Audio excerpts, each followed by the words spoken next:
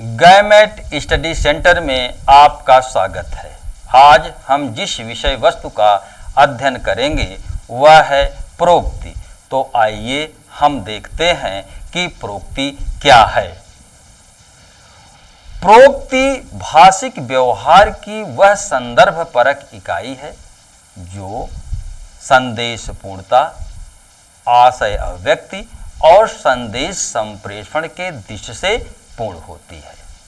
तो हमने पढ़ा कि प्रोक्ति भाषिक व्यवहार का तात्पर्य है कि हम अपने विचारों, भावनाओं को व्यक्त करने के लिए जब भाषा का परस्पर व्यवहार करते हैं तो वह भाषिक व्यवहार कहलाता है। और यह भाषिक व्यवहार जो होता है यह एक संदर्भ विशेष में ही घटित होता है।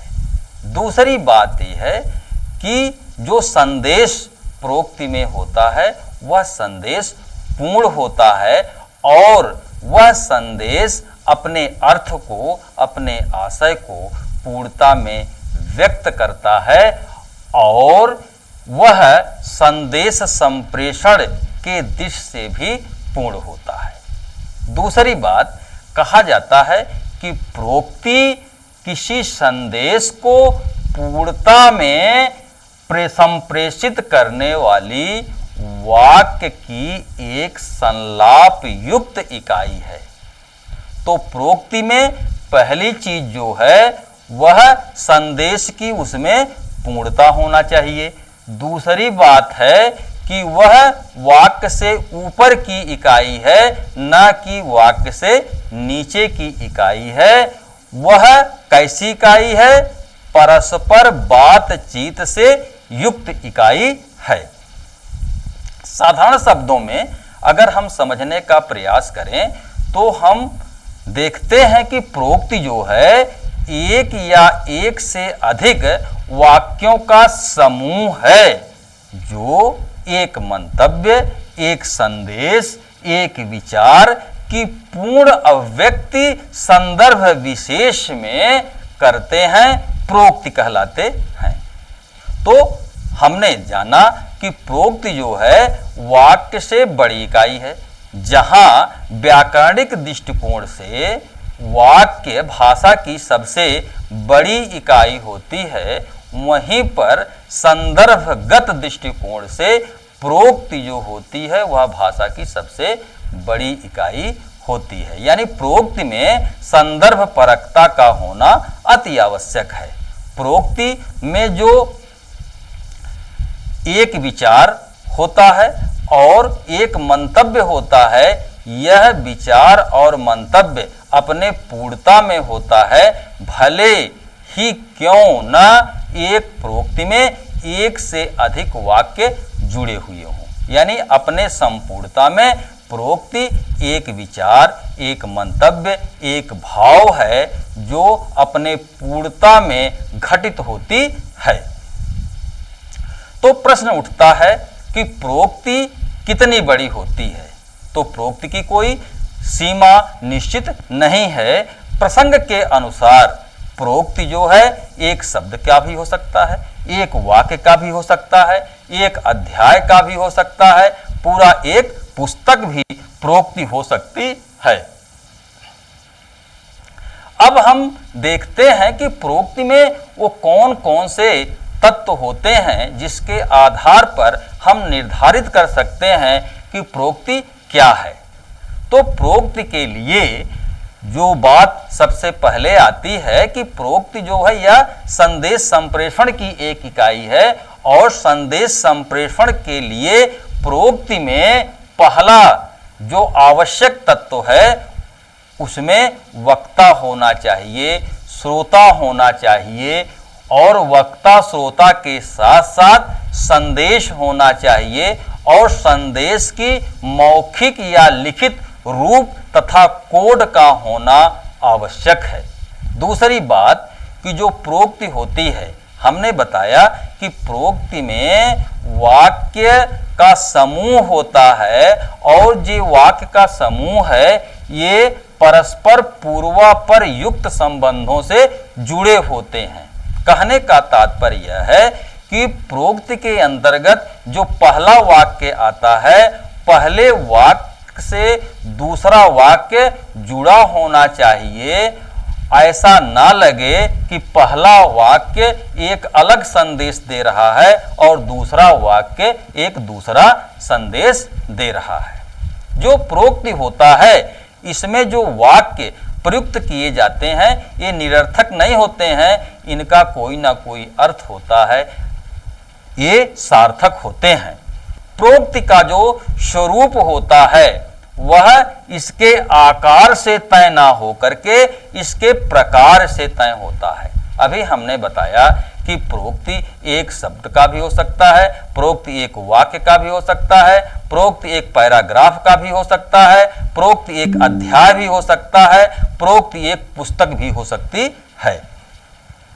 जो प्रोक्ति होता है उसमें जो विचार या संदेश होते हैं वे पूर्वापर क्रम में तो होते ही हैं, परंतु जो संदेश या विचार हैं वे एक तर्कसंगत ढंग से व्यवस्थित होना चाहिए, जिसे विभिन्न ढंग या रूपों में व्यक्त किया जा सकता है। अगली बात जो प्रोक्ति में आती है वह है प्रोक्ति में वक्ता को श्रोता से जोड़ने के लिए संदेश संप्रेषण हेतु एक संदर्भ की मांग करता है। एक प्रोक्ति में यदि संदर्भ नहीं होगा तो प्रोक्ति निरर्थक होगी। प्रोक्ति में अगली बात जो आती है, इसमें संलाप का होना जरूरी है। संलाप का यहाँ जो अर्थ होता है वह बातचीत से है, जिसके इसी संलाप के माध्यम से, इसी बातचीत के माध्यम से जो मंतव्य या विचार जो वक्ता के हैं वह श्रोता के पास पहुंचते हैं। इस तरह हमने देखा कि जो प्रोक्ति है वह संदेश संप्रेषण के दृष्टि से भाषा की सबसे बड़ी इकाई है, जबकि व्याकरणिक दृष्टिकोण से भाषा की सबसे बड़ी इकाई वाक्य कहलाती है। हमने इसके पूर्व पढ़ा कि जिस तरह से स्वनिम से रूपिम और रूपिम से शब्द, शब्द से वाक्यांश, वाक्यांश से उपवाक्य और उपवाक्य से वाक्य का निर्माण होता है, उसी तरह से वाक्यों के जोड़ से प्रोक्ति का निर्माण होता है। इस तरह से हमने जान लिया कि प्रोक्ति क्या है। दूसरे संदर्भ में प्रोक्ति सामाजिक अन्योन्य क्रिया के बीच हुआ एक स्वयं पूर्ण भाषिक व्यवहार है।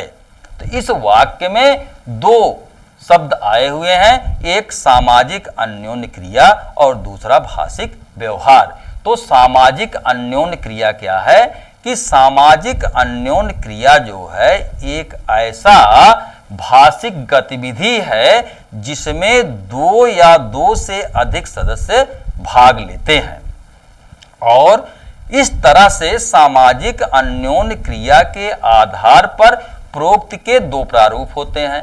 पहला प्रारूप जो प्रोक्ति का होता है वह है मौखिक प्रारूप, और दूसरा प्रारूप जो प्रोक्ति का होता है वह है लिखित प्रारूप। अब हम आते हैं कि मौखिक प्रारूप क्या है। तो मौखिक प्रारूप जो होता है प्रोक्ति का, उसकी वस्तुतः तीन तरह की स्थितियां बनती हैं।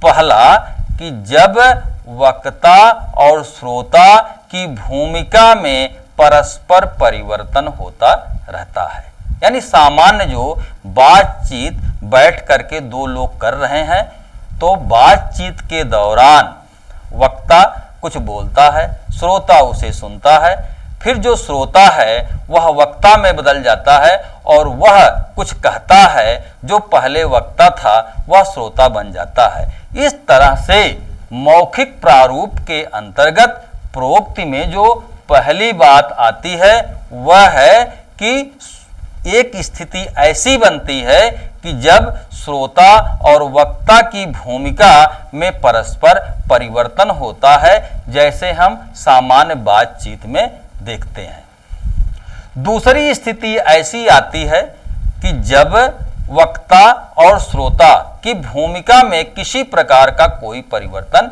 नहीं होता है, इस स्थिति में श्रोता श्रोता रहता है और वक्ता वक्ता होता है। जैसे भाषण, भाषण एक ऐसी गतिविधि है जिसमें वक्ता और श्रोता की स्थितियों में परिवर्तन नहीं होता है, श्रोता श्रोता होता है और वक्ता वक्ता होता है।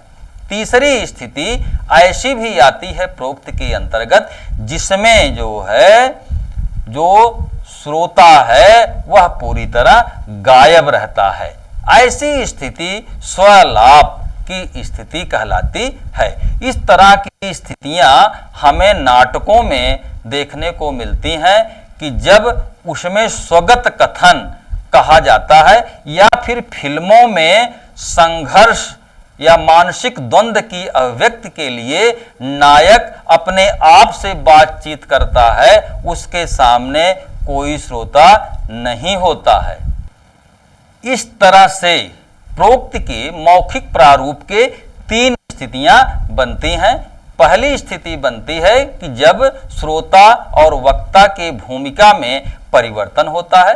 दूसरी स्थिति बनती है कि जब वक्ता और श्रोता की स्थिति में परिवर्तन नहीं होता है। और तीसरी स्थिति बनती है कि जब जो श्रोता है वह गायब रहता है। यह स्थिति स्वलाप की स्थिति कहलाती है। इसके अलावा वार्तालाप के कुछ और प्रारूप हमें मिलते हैं, जैसे एमए की मौखिकी, पीएचडी की मौखिकी और नौकरियों के लिए साक्षात्कार और पुलिस के द्वारा पूछताछ। तो हम इन साक्षात्कार पद्धतियों में देखते हैं कि इसमें पूछने वाले वक्ता अनेक होते हैं और श्रोता एक होता है। इसमें जिससे सवाल पूछा जा रहा है उसकी परिस्थिति यानी स्थिति या प्रतिष्ठा सवाल पूछने वालों से अपेक्षाकृत कम होती है। किंतु एक स्थिति प्रेस कॉन्फ्रेंस की आती है। इसमें सवाल पूछने वाले तो अनेक होते हैं किंतु उत्तर देने वाला एक होता है और प्रेस कॉन्फ्रेंस में जो उत्तर देता है उसकी प्रतिष्ठा प्रश्न पूछने वालों से अधिक होती है। भाषण की स्थिति में जो वक्ता होता है वह एक होता है और जो श्रोता होता है वह अनेक होता है। और जो इसमें श्रोता होते हैं वे प्रत्यक्ष भी हो सकते हैं और अप्रत्यक्ष भी हो सकते हैं। जब भाषण श्रोताओं के समक्ष आमने सामने दिया जाता है तो जो वक्ता होता है वह श्रोताओं की प्रतिक्रियाओं का थोड़ा बहुत ध्यान रखता है। किंतु जब श्रोता अप्रत्यक्ष होते हैं, जैसे टेलीविज़न के माध्यम से, वीडियो कॉन्फ्रेंसिंग के माध्यम से या अन्य जो संचार तकनीकों के माध्यम से जो धार्मिक उपदेशक या राजनेता जो उपदेश देते हैं, अपने दृष्टिकोणों को जनता के समक्ष रखते हैं और जनता उनके संदेशों को सुनती है, समझती है, वह प्रत्यक्ष श्रोता ना होकर के अप्रत्यक्ष श्रोता होती है। तीसरी स्थिति जो प्रोक्त की आती है, तीसरा प्रारूप जो है वह स्वलाप की स्थिति है। स्वलाप का तात्पर्य है कि स्वयं अपने आप में ही बात कर लेना। संस्कृत नाटकों में प्रायः ऐसा स्वगत कथनों में देखा जाता है। इसमें जो पात्र है वह स्वयं से बोलता है और स्वयं में ही अपने विचारों को ऐसा व्यक्त करता है जैसे उसके विचार कोई दूसरे ना सुन रहे हों। विस्मयादिबोधक अव्ययों में भी स्वलाप की स्थिति आती है। जैसे आप चले जा रहे हैं और आपको कांटा चुभता है और कहते हैं आप हे राम, तो यहाँ पर जो है स्वलाप की स्थिति पैदा हो जाती है। फिल्मों में जो नायक होता है उसके मानसिक द्वंद्व या आंतरिक संघर्ष की स्थितियों को दिखाने के लिए भी स्वलाप का प्रयोग किया जाता है। इस तरह से हमने देखा कि जो प्रोक्ति है उसके जो दो रूप हैं, मौखिक रूप और लिखित रूप। मौखिक रूपों में जो पहला प्रकार आता है वह है वार्तालाप, और दूसरा होता है भाषण, और तीसरा होता है स्वलाप। इस तरह से हमने प्रोक्ति के मौखिक प्रारूप का अध्ययन कर लिया। अब हम आते हैं प्रोक्ति के लिखित प्रारूप पर। प्रोक्ति के अंतर्गत यह जो लिखित प्रारूप है यह पत्र, कहानी, निबंध, उपन्यास, जीवनी, नाटक आदि के रूप में हो सकता है। यह बिल्कुल भाषण की तरह ही होता है या फिर यह वार्तालाप की तरह होता है जिसमें लेखक या वक्ता अपने विचारों को व्यक्त करता है। इसमें जो वक्ता होता है वह भी एक होता है और श्रोता जो होते हैं वह अनेक होते हैं। लिखित प्रारूप में कुछ ऐसी स्थितियां भी बनती हैं जिनमें स्वलाप का प्रयोग किया जाता है, जैसे डायरी लेखन में, संस्मरण में, आत्मकथा में, कविता जो लिखी जाती है ये सभी स्वलाप की स्थिति में होती हैं, किंतु आजकल यह स्वलाप के रूप में प्रयोग ना करके वार्तालाप की तरह प्रयोग किया जा रहा है। हम जो भाषिक व्यवहार यानी परस्पर भाषा का जो व्यवहार करते हैं वह जो व्यवहार है वह कैसे घटित होता है, क्यों घटित होता है, इसके घटित होने में बहुत सारे तत्वों की भूमिका होती है। भाषा जो है वह निर्वात में पैदा नहीं होता है।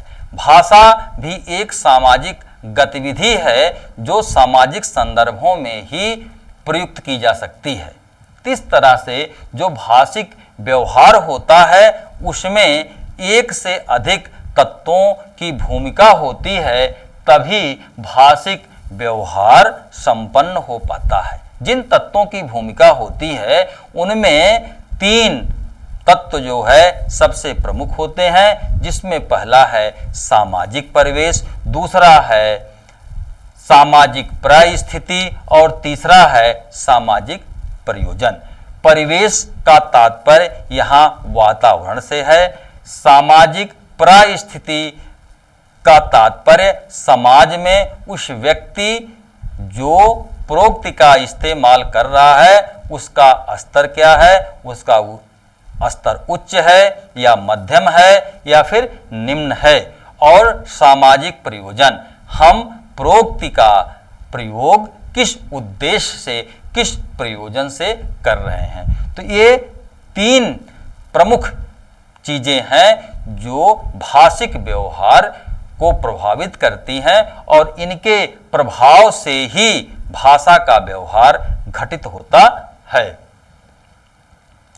जो सामाजिक परिवेश है, परिवेश का तात्पर्य है वातावरण।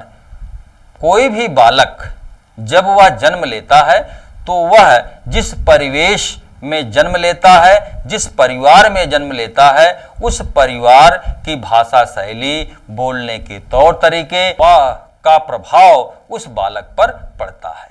दूसरा उम्र, बालक अगर होगा तो उसके भाषा व्यवहार की स्थिति दूसरी होगी, युवा होगा तो भाषा व्यवहार की स्थिति दूसरी होगी, और बुजुर्ग होगा तो भी भाषा व्यवहार की स्थिति अलग होगी। इस तरह से जो सामाजिक परिवेश है, जिस सामाजिक परिवेश से भाषा व्यवहार प्रभावित होता है उसमें घर, परिवार, उम्र, व्यवसाय, विविध प्रकार के व्यवसाय हैं और विविध प्रकार के व्यवसायों के लिए विविध प्रकार के भाषा शैलियों का प्रयोग किया जाता है और ये भाषा शैलियाँ व्यक्ति के भाषिक व्यवहार को प्रभावित करती हैं। जाति और धर्म भी इसमें बृहत्तर भूमिका निभाती हैं। शिक्षा भी जो है भाषिक व्यवहार के परिवेश को प्रभावित करने वाला एक तत्व है। अशिक्षित व्यक्ति का भाषिक व्यवहार का तौर तरीका दूसरे तरह से होगा और शिक्षित व्यक्ति का भाषिक व्यवहार का तरीका अलग होगा। स्थान भी जो है वह भाषिक व्यवहार को प्रभावित करता है।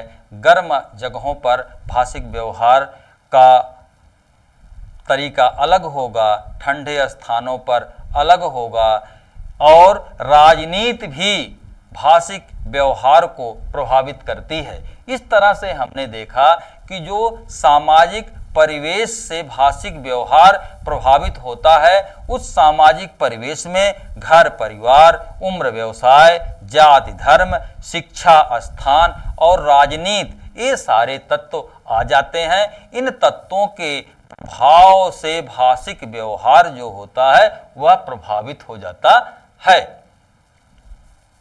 भाषिक व्यवहार के प्रभावित होने में सामाजिक परिस्थिति की भूमिका होती है।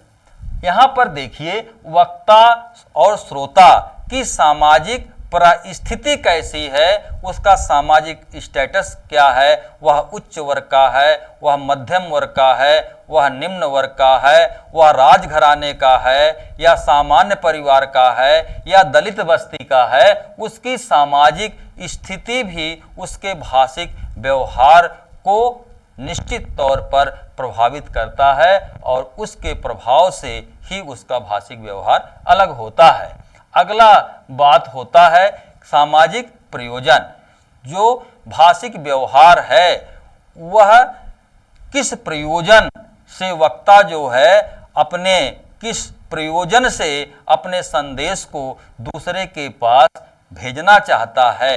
तो भाषिक व्यवहार को प्रभावित करने वाला एक तत्व सामाजिक प्रयोजन भी होता है। इसके अलावा भाषिक व्यवहार के घटित होने में जो आपने सामाजिक तत्व, सामाजिक परिस्थिति और सामाजिक प्रयोजन को देखा, इसके अलावा भी कई ऐसे अभाषिक तत्व भी भाषिक व्यवहार के घटित होने में योगदान करते हैं। जैसे शारीरिक भाव भंगिमाएं, अंगों का संचालन, नेत्र का संचालन, वक्ता और श्रोता के बीच की दूरी, ये समस्त चीजें जो होती हैं वो भाषिक व्यवहार को प्रभावित करती हैं। धन्यवाद।